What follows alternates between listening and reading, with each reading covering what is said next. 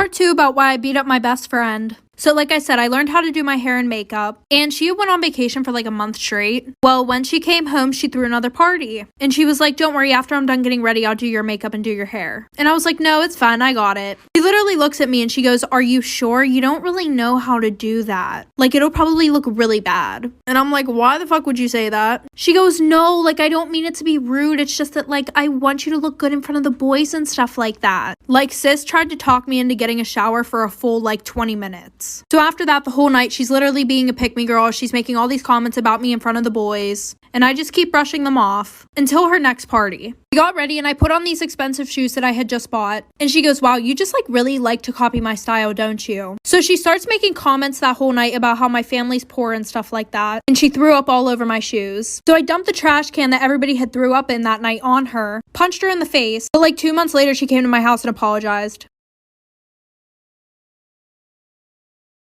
Story time of how I made my high school bullies dad my sugar daddy. Freshman year wasn't the best time for me. I wasn't the most popular or best looking girl at school. I was really shy, and instead of trying to make friends and talk to people, I kept to myself. Most people let me do my own thing, but then there was a girl named Claire. I don't know what I ever did to this girl, but she made my life miserable every chance she got. Making fun of my looks and putting me down in front of others was almost a daily ritual for Claire. My mom didn't have a lot of money, so I couldn't afford the cool clothing brands and styles that we're in. Claire would call me out for being poor and say I got all my clothes from Goodwill, all while laughing. One day at lunch, she smacked the tray out of my hands as I was passing by, and food got all over me. This resulted in the whole cafeteria staring and laughing at me. Fast forward to the end of senior year, and I had a major glow up. I was more confident, people started noticing me, and I had a lot of friends. I figured it was time to start dating, but I didn't really like anyone at school, so I downloaded a dating app. I matched with a handsome older guy who was looking for a sugar baby. I looked him up on Instagram to see more pictures and saw Claire in one of his photos. Upon further inspection, I discovered that this man was her recently divorced dad. Part 2, how I made my high school bullies dad my sugar daddy. I began chatting back and forth with Claire's dad through the dating app. He was twice my age, but he was handsome, and given the circumstances, I had to give this my best shot. He told me he was looking for a beautiful girl to spoil and spend time with, and made it very clear that he was interested in me. After talking for a few weeks, we set up our first date, which was dinner at a nice restaurant, followed by shopping. I knew this man had money because I remember Claire being one of the rich girls at school, and I was right. He took me to the Louis store and let me pick out any bag I wanted.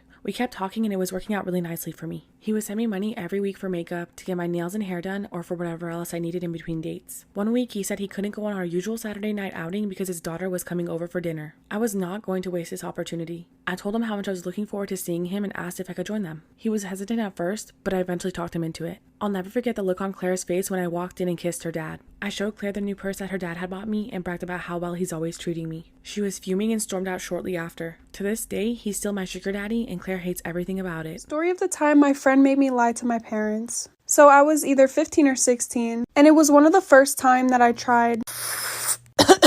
So we did a lot of that, and then we went back to her house. I started to get really paranoid, and it felt like I was floating. And every sound that I heard felt like it was echoing. I ended up getting so scared that I texted my mom and asked her to pick me up and told her what we were doing. My friend ended up seeing my phone and started freaking out. But my parents were always laid back as long as I told them the truth. And I told her that, but she still freaked out. So she told me to call my mom and tell her that we were pulling a prank on her so that I could stay. You could tell my mom thought I was lying because she was like, okay, well, I'm still gonna come pick you up. Mind you, I was supposed to sleep over. But my friend really didn't want me to leave. So she came up with this great plan. She told her little siblings to go up to my parents' car when they got there and pretend to be laughing because they fell for the joke. And my parents are not dumb. And her siblings were not actors. So my parents ended up the time my friend made me lie to my parents. Part 2. So my mom was not falling for it. She was like, no, I'm gonna come pick you up. So she gets to my friend's house. And like I said, my friend did not want me to leave. And she didn't want to get caught for...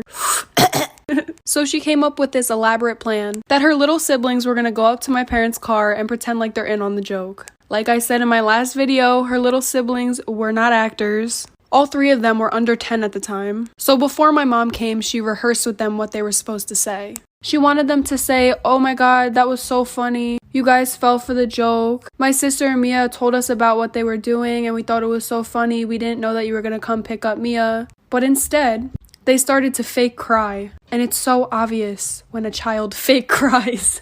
They were like, please don't take me away. This whole thing was a prank. It was so obvious, so I was like, I'm just gonna go. So we get in the car, my mom looks at me, and I was like, she made me do that so she wouldn't get caught.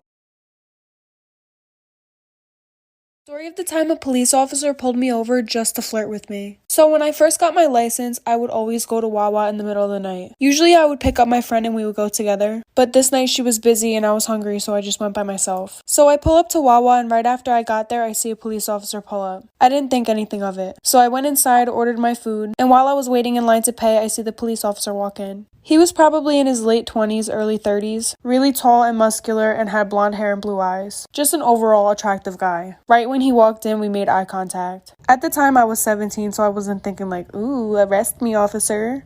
I'm just kidding. But whatever, I pay for my food, go to my car. Then the cop comes out a few minutes after me, and he looks at me while I'm getting in my car. And I was really hungry and not trying to wait to eat, so I watched YouTube on my phone and ate my food in my car. So I finished eating and started heading home. Mind you, there was nothing wrong with my car. I didn't have tints, all my lights were working, and all of a sudden I see cop lights behind my car. So I pull over, and it's lo and behold the cop from Wawa. Story of the time a cop pulled me over just to flirt with me. Part 2. So he stared at me at Wawa, waited for me to leave, and when I left, he pulled me over. Like I said, there was nothing wrong with my car. Also, I was 17 and he was probably in his late 20s. And yeah, he was attractive, but I was 17 and not interested in a 20-something-year-old. So he walks over to my car, but he didn't come up to my window, he came up to my passenger seat window, probably because the shoulder was really small and the cars were coming by fast on my side. But anyway, for the juicy part. So right off the bat, he was mad flirty.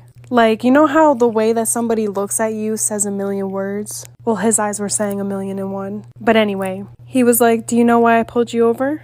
And I said, no, because I didn't.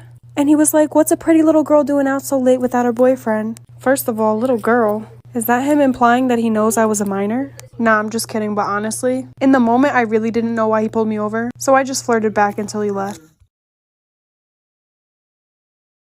If anyone's wanting to know how to get revenge on someone who spread rumors about you, listen to this story and it may come in handy. So I had a friend that we can call Miranda who was obsessed with me. I was genuinely friends with her, but she would never give me a break. I could not get a breather from her at any point in time. Everywhere I went, she went. And this girl would actually get so upset with me anytime I would go over to another friend's house. I knew she was really insecure and just trying to get attention, so I tried to be patient with her. However, one day I just could not take it anymore. I got into a massive fight with her over how overprotective she is. I literally said, you are a stage 5 clinger. And in response, this girl ended up joining my basketball and softball team, which I've been on for forever. She told her mom that I was bullying her, which was a complete lie, but then her mom went to the coaches. She got me kicked off the team and then continued to spread rumors about me. I ended up losing my best friends and even my boyfriend over the rumors that she spread about me. So that's when I decided to get revenge. So I decided that I was going to send her over an apology gift with makeup in it, which was a mix of drugstore items and poison ivy. So I got revenge on my obsessive best friend for spreading rumors about me. So I put together an apology gift for her for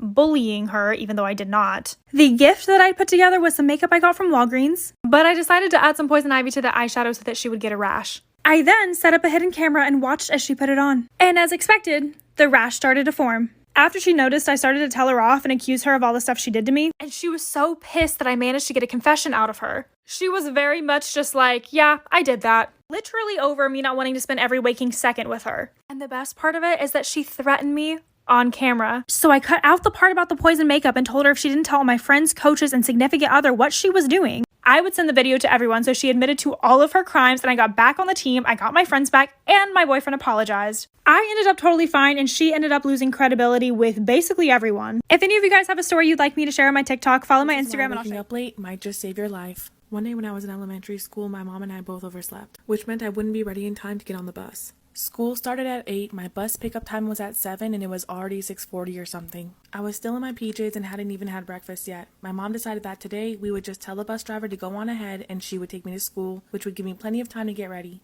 It's 6:50, I'm in my PJs eating breakfast, and that's when we hear the bus pull up 10 minutes earlier than scheduled. My mom peeks her head out of the door into the foggy morning and waves the bus on. She closed the door and came back inside, but the bus didn't pull away. There's a knock at the door and my mom opens it to find a man in a bus driver uniform. He explains he's a substitute bus driver because the regular driver called in sick and that he's early because he wanted to get an early start on the route. My mom says she's taking me to school because we woke up late. He gets visibly upset and says he can wait a few minutes since he's already ahead of schedule. My mom says that we won't be ready in a few minutes and tells him to go on ahead. He seemed really angry about this, but turned around, got back on the bus and left. But at 7 a.m., another bus pulls up to my house. My mom went out to talk to them and came back looking terrified.